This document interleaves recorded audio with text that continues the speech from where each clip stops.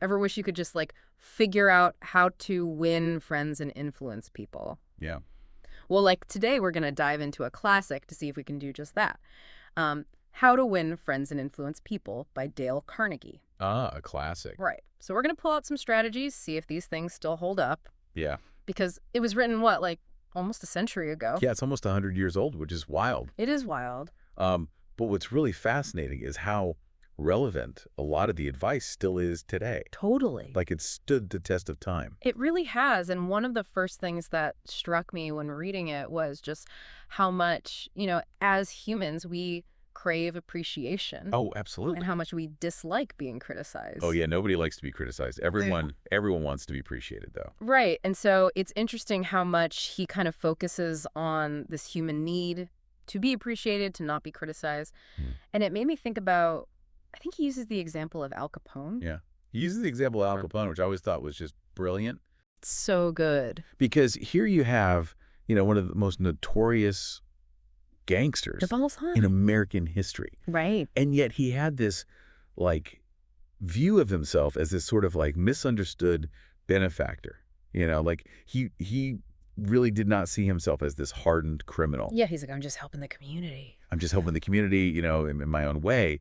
But, like, it just shows that even Al Capone needed to believe he was doing good. Right. And it really highlights how deeply ingrained this need for validation is, even in someone like that. So if a gangster, a hardened criminal, needs to feel validated, Right. then what about the rest of us? Exactly. It makes you think twice about criticizing anyone. Right. So if we want to try to, like, get through to people, we can't come at them with criticism because it's just going to shut them down. Totally. Yeah. It's like putting up a wall immediately. Exactly. Yeah. So it seems like understanding where someone is coming from, like their motivations, their perspective, that's got to be key. 100%. And Carnegie really emphasizes that, like, understanding someone's perspective and motivations is way more effective than just criticizing their behavior. Yeah. Because criticism tends to, make people defensive. Right. Like you said, they shut down.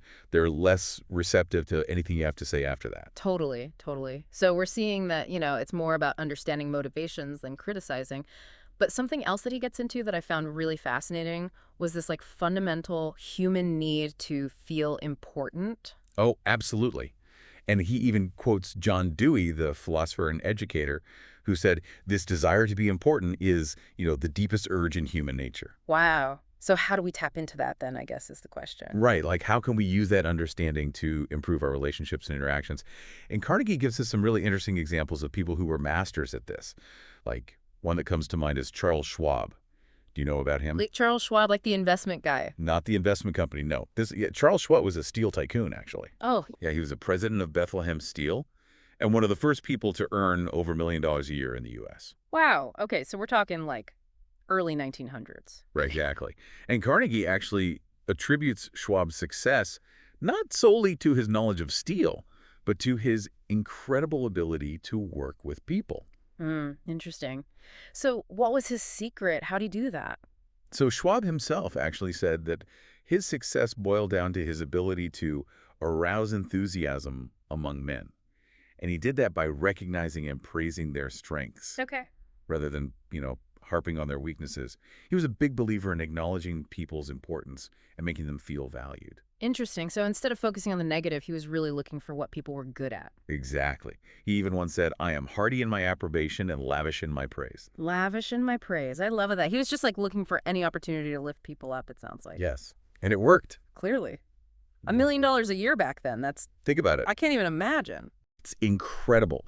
And he attributed it to this ability to work with people, to make them feel valued. That is so interesting because it's so counterintuitive to how, like, I think we're often taught to think. Yes. It's so easy to point out the flaws, to criticize. It's so easy to criticize. It is. It's so easy to be like, well, this isn't good and this could be better. But, like, to actually look for the good and praise it, Yes. it takes effort. It takes conscious effort, and it's so much more effective.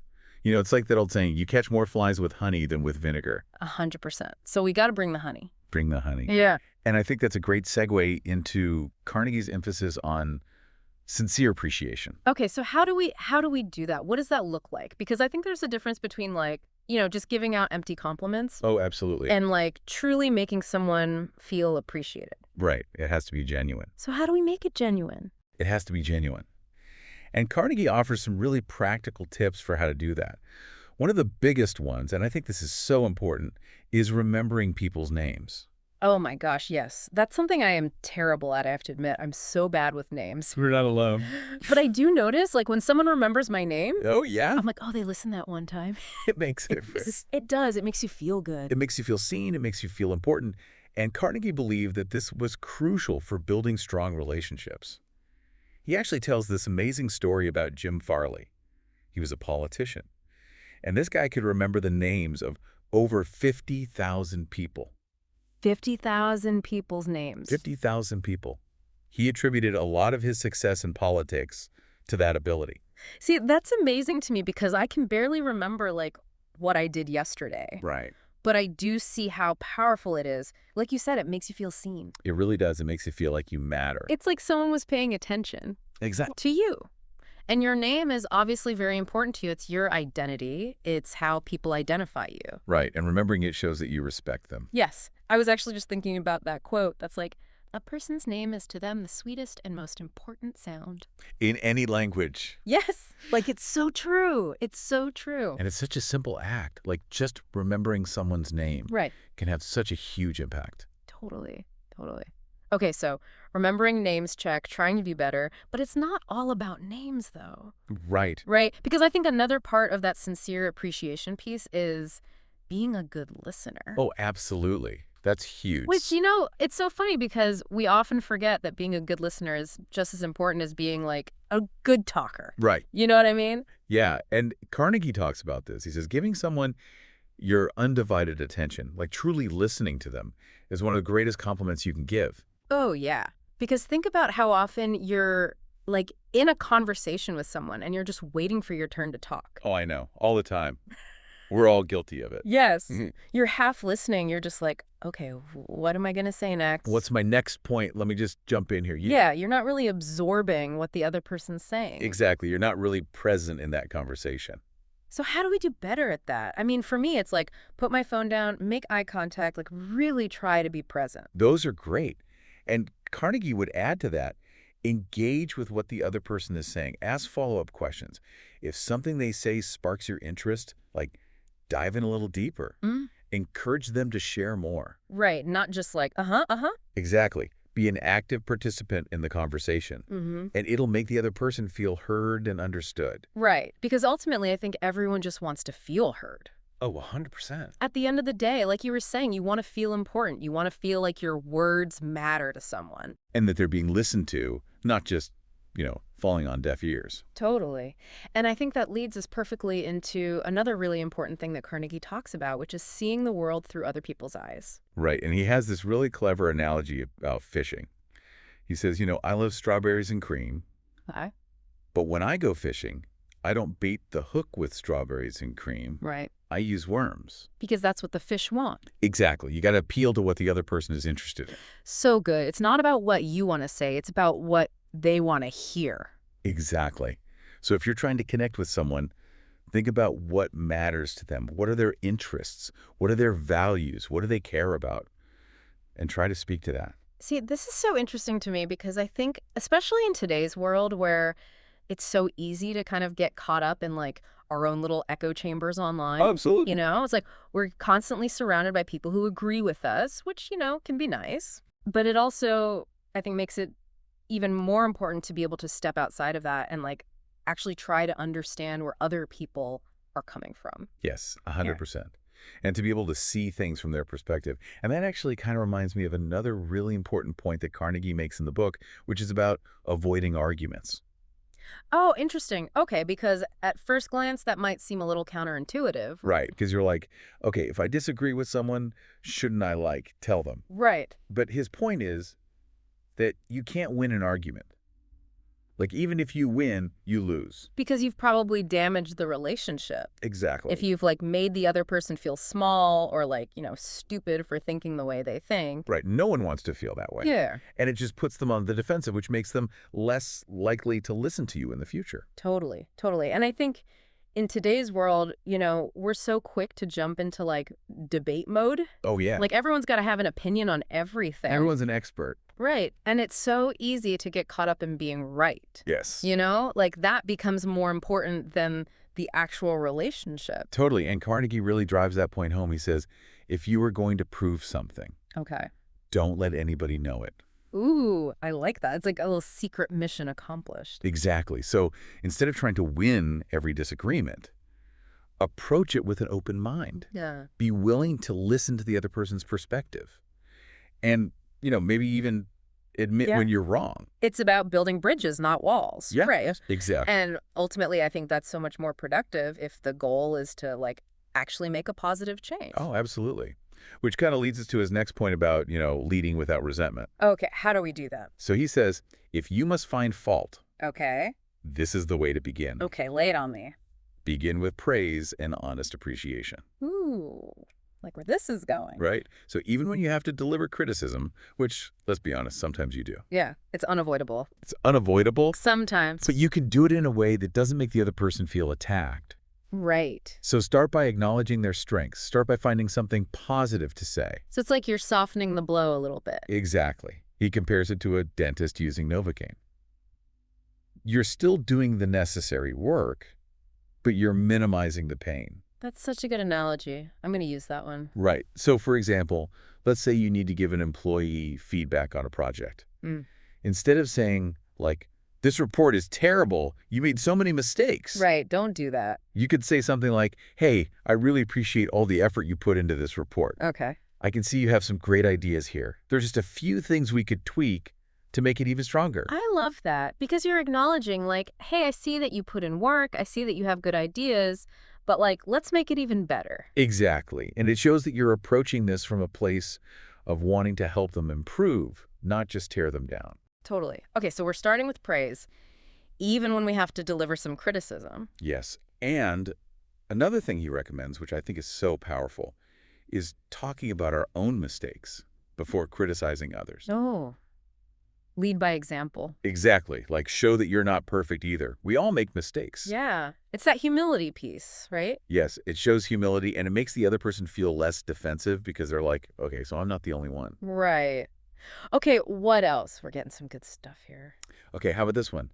Ask questions instead of giving direct orders. Oh, that's good. Right. So instead of saying, do this or don't do that, you could try, what do you think about this approach? Or have you considered trying it this way? Yeah, because it makes them feel like they're part of the process. Exactly. It shows that you value their input and their judgment, which again goes back to that desire to feel important. Right. Instead of just being like a robot who's following orders. Yes.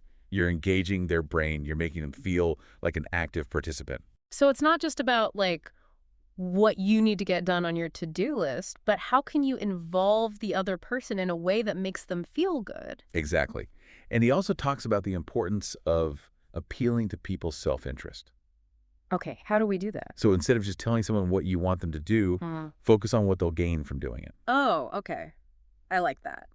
Because I think we all are like a little bit self-interested. We are. Deep down. It's human nature, so use that to your advantage. Okay, so instead of being like, ooh, clean up this mess, Right. it'd be like, hey, wouldn't it be nice to come into a clean space tomorrow morning? If we tidy up a bit now, it'll be much more pleasant to work in here tomorrow. Yes, like you're appealing to, oh, you don't like coming into a messy office in the morning. Me neither. Let's do this for us. Exactly. And, And, it's not about manipulating people.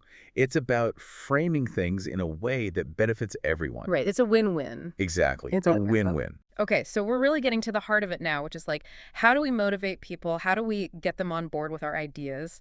And I think a lot of it comes down to this, like understanding their motivations. And it's not about manipulation. It's about like really tapping into what makes them tick. Yes, and speaking of motivation, one of Carnegie's more intriguing suggestions, and this might sound a little out there, but it's really interesting. Okay. Give the other person a fine reputation to live up to. Okay, give them a reputation to live up to. So we're like planting that seed. Exactly. You're basically saying, hey, I believe in you. I think you're capable of great things. Even if they haven't necessarily shown it yet. Well, maybe they haven't had the opportunity. Or maybe they just need a little nudge in the right direction.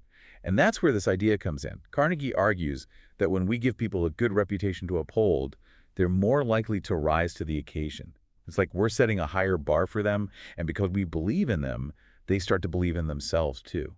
I love that because it really speaks to the power of our words and our beliefs and how they can actually shape other people's behavior. Absolutely. And along similar lines, Carnegie also emphasizes the importance of encouragement.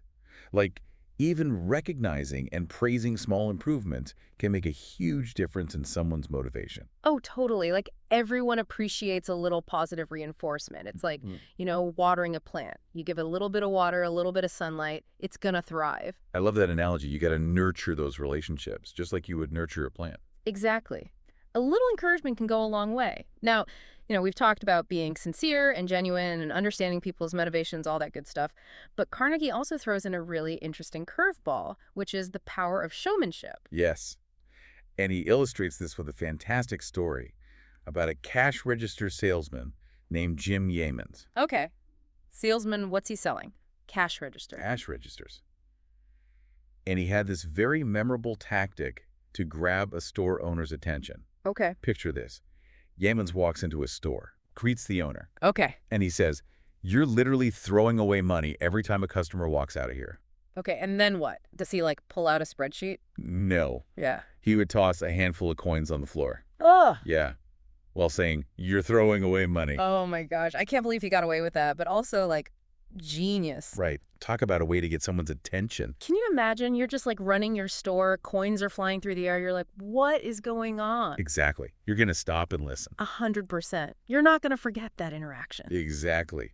And it perfectly illustrates Carnegie's point about dramatizing your ideas. Yeah. If you can create a memorable experience, your message is more likely to stick. And like that old saying, show, don't tell. Exactly. Or in this case, show and tell in a way that people will remember. Right. Make it unforgettable. Exactly. Yeah. And to wrap up our little exploration of motivation, Carnegie also suggests, and I love this one, throwing down a challenge as a way to ignite enthusiasm. Oh, like a little friendly competition never hurt anybody. Exactly. He recognized that a lot of people, especially those who are naturally competitive, are really energized by the chance to prove themselves. Like they want to rise to the occasion. Yeah. And a little challenge can be just the thing to spark that fire. It's like, I bet you can't. And then suddenly you're like, oh, yeah, watch me. Exactly. And Yeah. it doesn't have to be anything major, right? It could be as simple as saying, hey, I have a feeling you'd be really good at this. Want to give it a shot? I love that Okay. because it's still you're giving them a challenge, but you're also giving them that vote of confidence. Exactly. It's like you're saying, I believe in you. I think you can do this. Which honestly, I think is something that we could all use a little bit more of. 100%. So as we kind of wrap up our deep dive here into how to win friends and influence people. Yes. Amazing book, by the way. It's a classic for a reason. Right. What are your kind of final thoughts on it? I think what's so remarkable about it is that it's not about manipulation or tricks. It's about approaching our interactions with genuine empathy and understanding and respect for the other person. It's about, finding common ground and building bridges, not walls. And I think if we can all keep that in mind as we're interacting with the people around us, well, it would make the world a much better place, wouldn't it? I couldn't agree more. And the fact that it was written, almost 100 years ago. But all of this is still so relevant. It's wild. It really is a testament to the power of, these simple but profound principles. Totally. They're timeless. Yes, they are timeless. And on that note, thank you to everyone for joining us for this deep dive. We'll see you next time.